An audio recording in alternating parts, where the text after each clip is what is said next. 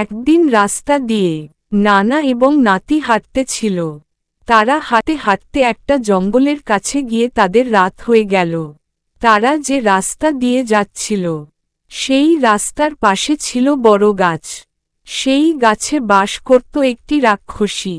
নানা এবং নাতি যখন ওই গাছের পাশে আসলো, তখনই গাছ থেকে হু হা হা হা হা করে বেরিয়ে আসলো সেই রাক্ষসী। নানা নাতি থমকে গেল।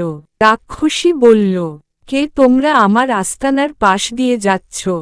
নানা ভয়ে ভয়ে রাক্ষসীকে বলল, রাক্ষসী মা, আমরা হাঁটতে হাঁটতে কখন যে পথ হারিয়ে এই জায়গায় চলে এসেছি বুঝতেই পারিনি।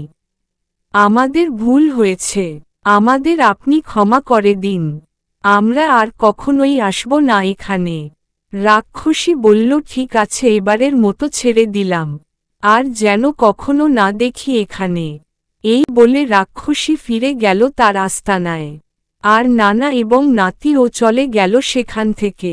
প্রিয় বন্ধুরা, এই ধরনের ভিডিও আরও পেতে চ্যানেলটি সাবস্ক্রাইব এবং লাইক ফলো দিয়ে সাথে থাকুন। ধন্যবাদ।